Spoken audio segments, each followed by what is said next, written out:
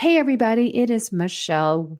Welcome to this week's episode. And this is just a quick takeaway on what to expect.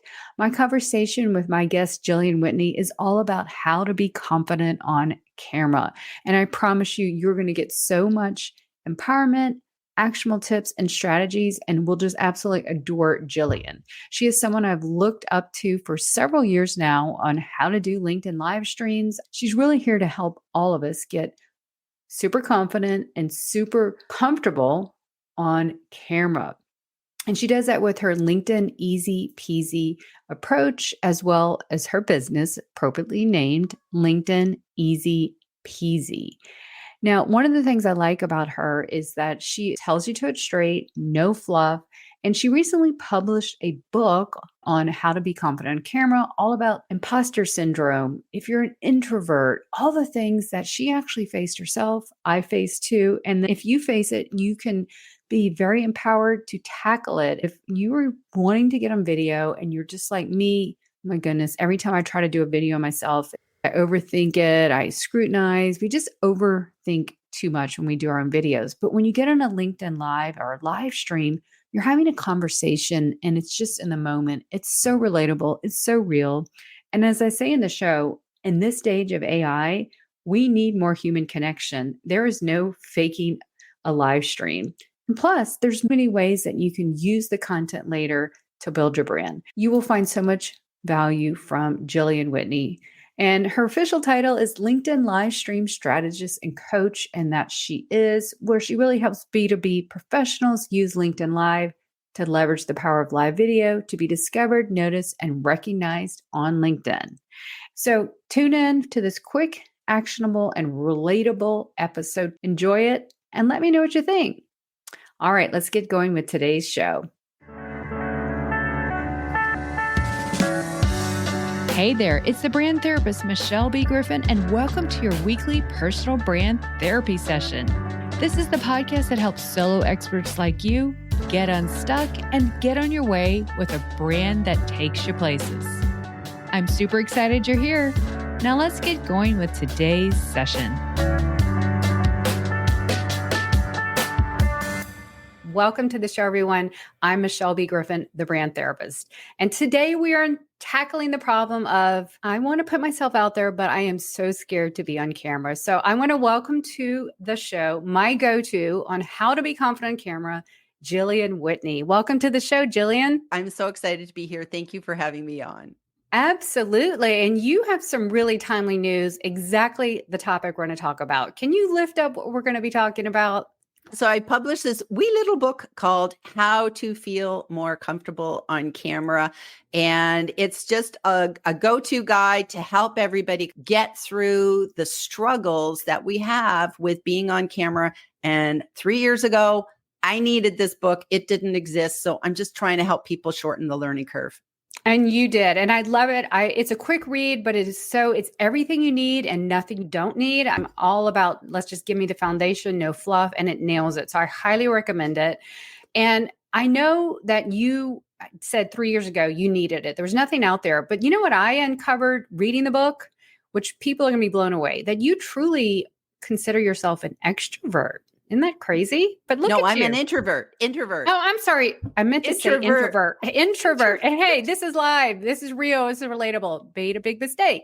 I'm not editing that out. Introvert. You consider yourself an introvert, which looking at you, you're writing the book about it. That doesn't seem possible, Jillian.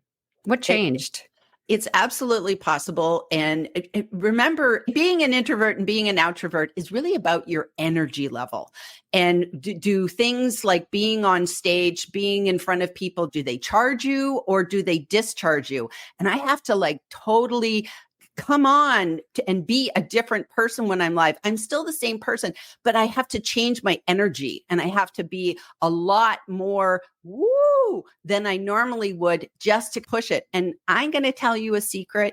Even after doing lives for 3 years now, I still get nervous before a live. And people are like, oh, it's got to be secondhand. Not a big deal. No, it's always a big deal because anything can happen. And we still just feel like, oh, we're putting ourselves out there. But you do it anyways. You feel the fear and you do it anyway. You fight through it. Yeah. And one of the beautiful things about your book, it has so many amazing quotes, and not just the ones you've heard about that everyone puts in social media. You got some really good ones to inspire you. So today is all about inspiring those on the sidelines who want to put themselves out there. I think it's obvious why we know getting on camera and video is important, right? But let's break down LinkedIn Live. That's what really pushed me out of my comfort zone in 2021, my whole year of saying I'm PYOT. I decided to post every day in LinkedIn, but I knew I needed to take it up a notch. And so I said, I'm going to start a LinkedIn live stream show. Do you remember a couple years ago, you had to apply and get approved? Yeah, that was like the barrier was hard. But now anyone with 150 connections or something and you turn on creator mode has this. It's all the level playing field.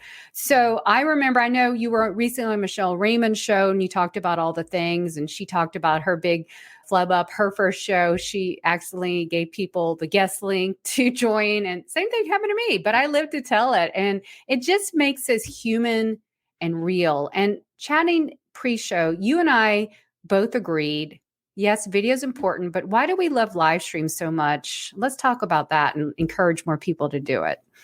First of all, it's so forgiving. It's so forgiving. It's connecting, and people get to see who you really are. So if we put it in a brand perspective of what you do, Michelle, you think about it, and it's every time you go live, I can't outsource me. I can't have somebody else, why don't you just step in and be me for today and make me look really good? I have to show up and be the expert that I am and be able to talk about it intelligently and forgive myself that occasionally I'm going to goof up and I'm going to say, you know what? I don't really remember that stat. And it allows people to, overly said, get to know and trust you. And that's what I like about Alive. You're being you, and you have permission to be the human side. And that's exactly what the right people are drawn to us. And I believe in this day and age, with the advent of Chat GPT and generative AI, everything can be just a flick of a button. This keeps our humanity intact. And I think we need more of this in this day and age. And people have, I'm not knocking anyone who uses ghostwriters. People use ghostwriters. You never know what's the real them. We hope it's the real them, but there is no lying. You are real and hopefully super relatable.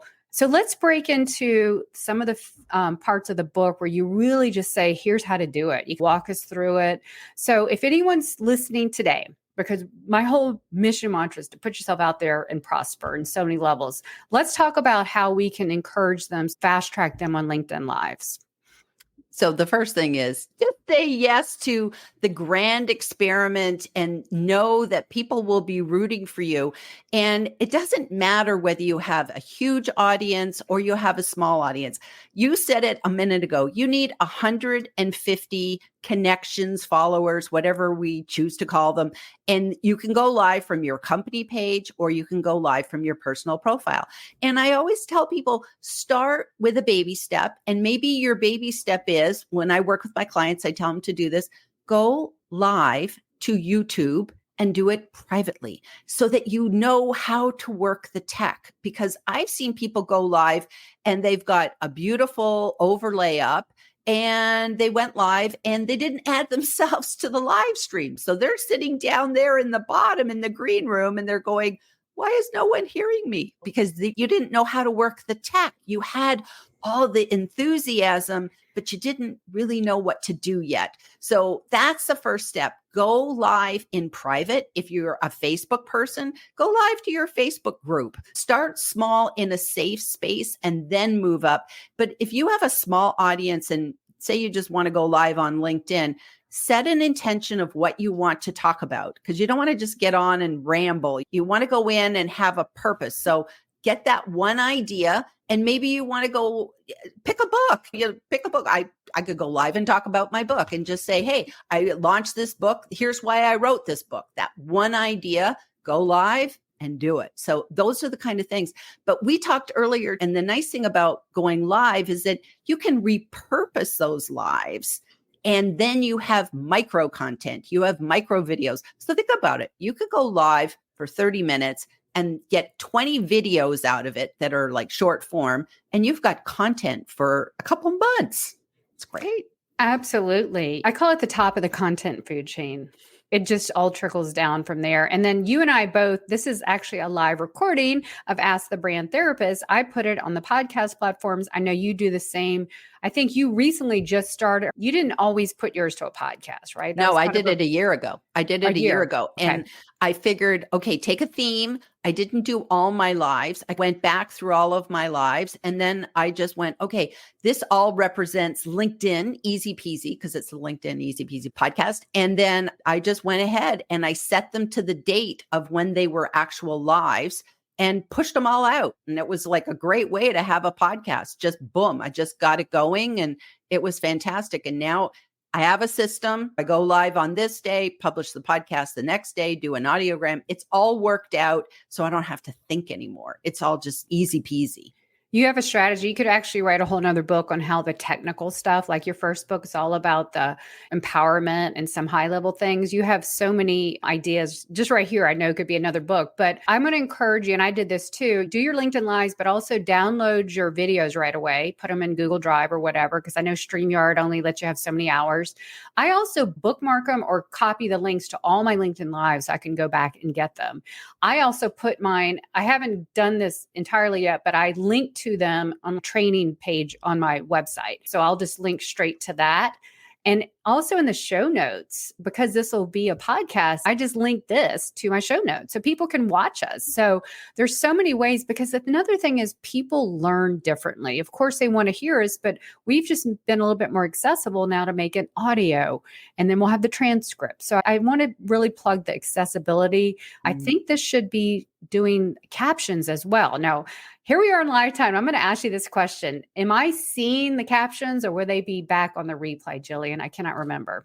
They're going to be, the captions are going to be live on LinkedIn and I believe on YouTube, but I actually have never gone back and watched live while I'm doing a live on YouTube. Okay. But I know on LinkedIn, they will automatically see the captions because we're speaking in English. I think if you are a different language, that doesn't happen. The captions will be there. We can't edit them. That's the only thing. They're going to be auto captions. but they're better than nothing. They're better than nothing. And then YouTube, of course, if you co-stream to YouTube, you will get the captions there as well. They'll both closed captions in both instances, which is just brilliant. And it's nice because on LinkedIn, I go one extra step in that I do LinkedIn articles and here's all of my guests. And so I take for the month, here's my guests. And then I go ahead and embed the YouTube because I co-stream to YouTube. So I embed that video into my LinkedIn article and the captions appear and it's embedded and they can watch it and they don't leave LinkedIn. It's all in one nice, tidy little article. Smart. You have so many helpful tips. That's why we're talking empowerment, we're talking strategy, and we're talking the tactics and the tips. I love that. So yeah, we've just given you some really high-end ways to use LinkedIn Lives. And I want to talk about one thing that really, this isn't like something we can change, but I don't want people to think, oh, I don't have a big audience or I have to have all these people. Like I am positioning this live recording as a live recording my podcast. So the first few I did, I just called them a pop-up. I'm not concerned that I have all the people in the world listening. And there's another way to do it. You can have a LinkedIn Live show where you're having Q&A, bring the questions, but because we're recording the podcast, it's virtually impossible for me to chat with you, give you my full attention, and then talk. But I encourage people, like, please come or catch the replay and share your insights about it. Let us know. It's a audience interaction, but we're just not going to be able to interact in live time. So what's your take on some of the ways that people can do these things depending on their strategies? I think exactly what you're doing. Everybody has to go and do this in the way that works best for them. And the nice thing is we can go back in now afterwards and we can address every single comment. That's the nice thing about doing this as a LinkedIn Live is that people can come and watch the replay. So I personally will be monitoring these comments till the end of time. I will make sure that I am going back in and responding to comments and letting people know I heard you. I'll answer your questions. I encourage people to go to these lives and network with other people, because this is a way for you to build your own brand by just being an audience member. Because if you're showing up at a live and other people are there that you share a common interest, because you're here for the same topic. And so you can get to know each other, you can connect with other people through live. So it's a wonderful experience for the attendees, and of course for the guest and for the host as well. So many great things. I've always said LinkedIn Lives and LinkedIn Audios, for that matter, one of the best ways to go in the circles of fishing holes you want to see, be seen, and see the people you're here to see, because you're sharing a common thing. And that's a good point to bring. If you said this earlier, you want a LinkedIn live stream, it's really probably to your best advantage to have some kind of theme, premise, topic. And the more specific or problem oriented, the better. Like I titled this one, How to Be More Confident on Camera. Okay. Now that's probably a huge problem that many people have. And so if we just say, I'm going to do a live stream on marketing, that could be so many things. I don't think that's going to get the level of engagement. I always say specificity sells, right? It sells the attention, it sells the engagement, it sells the curiosity. So what are some of your best ways, if you were wanting to get out there, what are some higher level things that people can do to match their, and we're talking personal brands here. What are some of the tips that when you're working with clients on LinkedIn Lives, what are some of the best tips you give them for building their brand through LinkedIn Lives?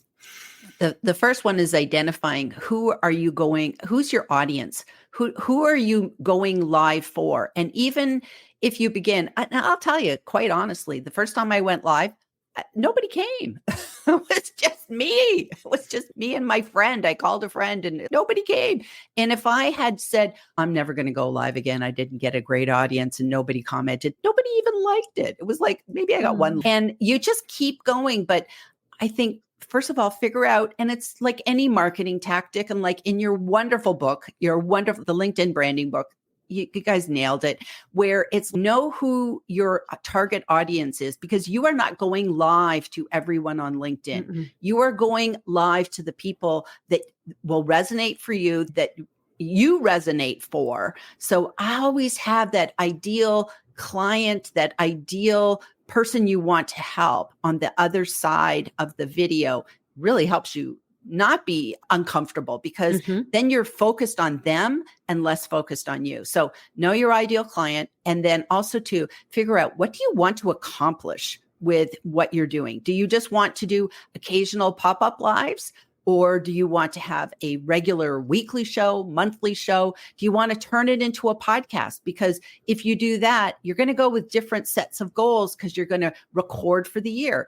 I record for the year, and I don't like my guests to come on and start showing PowerPoints, because then I'm thinking that's not going to work on a podcast. So you need to know those goals in advance. And then the last thing is set what your intention is in when will you be showing up, and make that commitment. Whether you say, okay, I'm going to own Wednesday, 10 a.m. That's my time.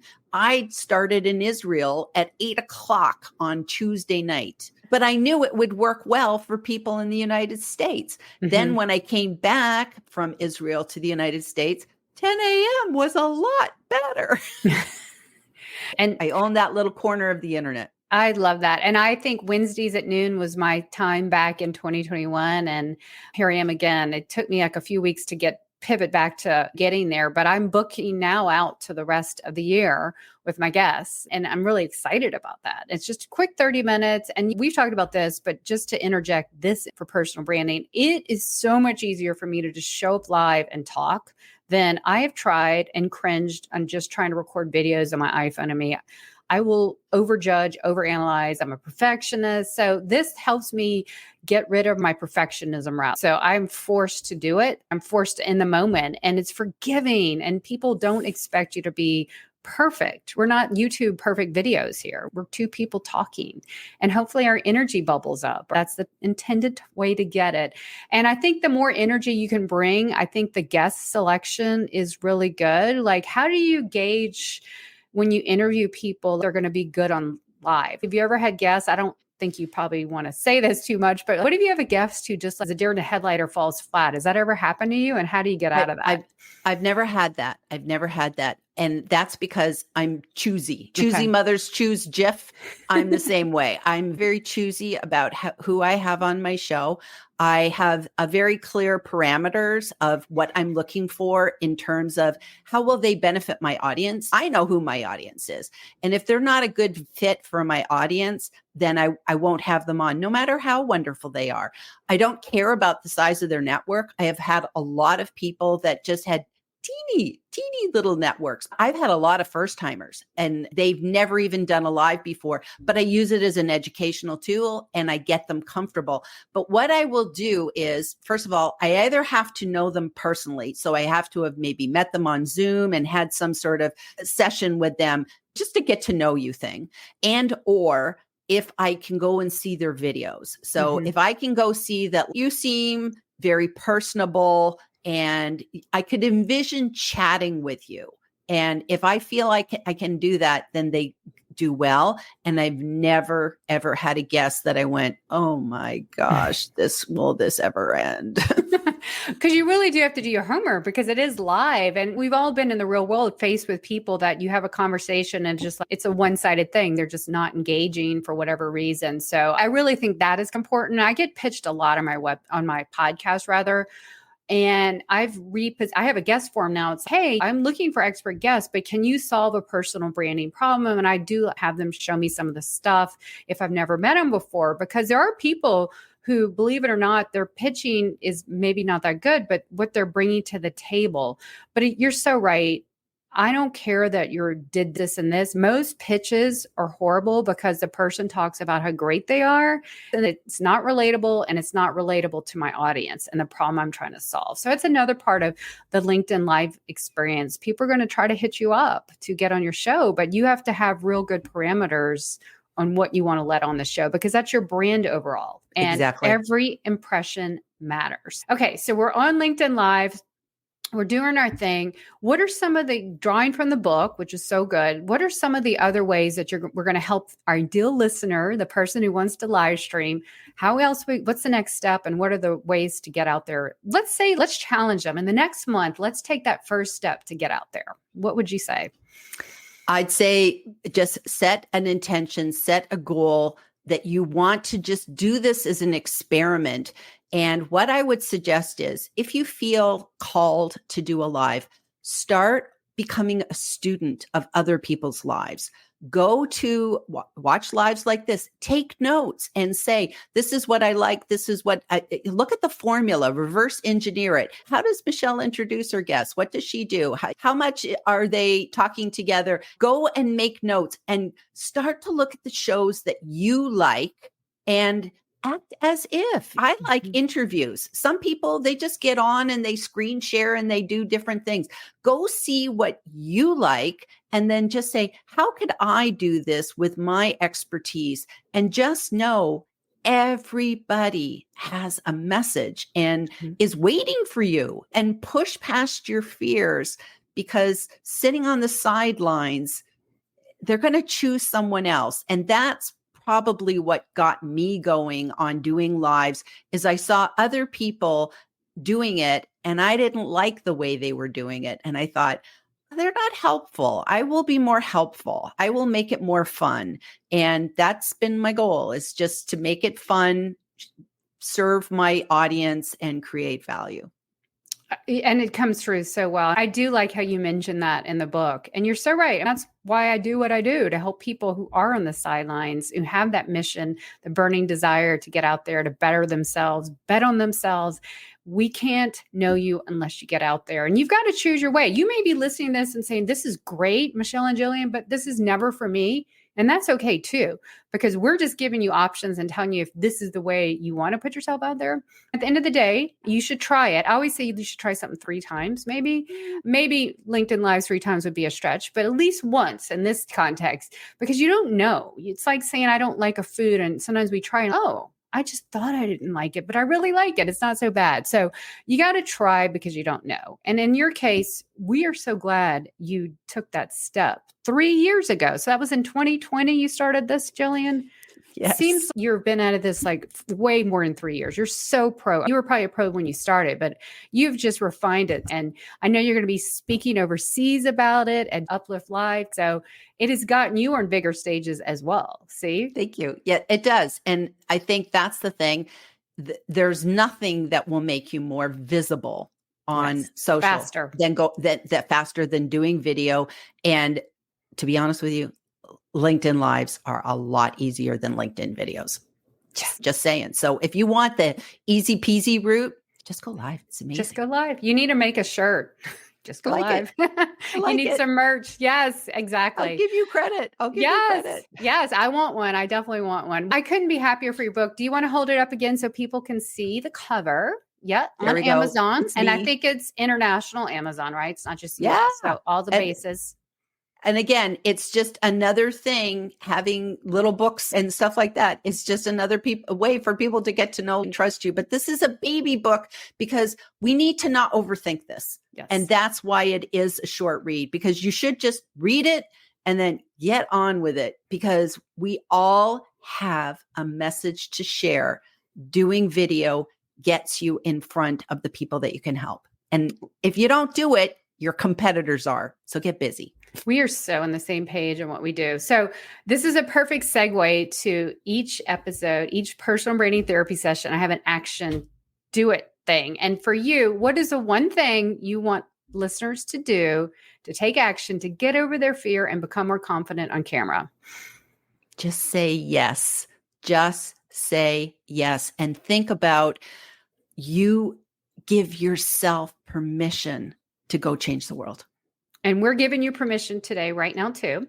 And I'm going to add, too, because I loved your tip about going to do the homework. You can go to the event tab, your event tab on your profile. It'll be on the left, hit events, and you will see the ones you've said yes to. And there's a whole world of LinkedIn events there. So that's where you can go find all the events. You're like, where do I find the events? That's where they are. And start bookmarking the ones you like so you can come back and check. But that is the best way to start. Do a little bit of research, but I want to caution you, because I'm an over researcher. Don't let that stop you. Don't just say I'm researching and that's all you ever do. Take action. So Julianne, so we couldn't be more thrilled that you took action and you are here with us. You wrote that book for us. So thank you again for that. I encourage everyone to check out Jillian. If you are not following her, go follow her. Tell us again when your shows are on LinkedIn Live. Every Tuesday morning at 10 a.m. Pacific, which I think if you do the math, you'll figure out your time zone. Yeah, exactly.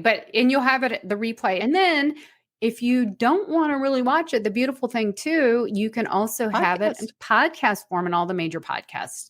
So check it out. Go follow her. You're going to learn something every time you see her. She is the epitome of just class and grace and just teaching everybody so many good things. So that being said, I just want to thank you all for listening today. And if you would like to be on a future Ask the Brand Therapist show, if you have a question you want me to answer, I have links and I'll put them again in the show notes so you can submit a question. And I'm going to lifetime support you on my podcast.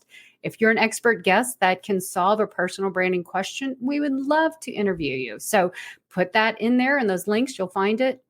But that being said, I just want to say, keep putting yourself out there. You have a brand to build, a message to share, and people to impact. I'll be back next week with another guest. Thanks again, everyone. I'll talk to you soon. Bye. Bye. That's a wrap for today's brand therapy session. Need help with your personal branding journey? Then head on over to thebrandtherapist.io and grab my free resources to get going today with your brand. And until next time, keep putting yourself out there. You have a brand to build, a message to share, and people to impact. Take care, everyone. I'll talk to you soon.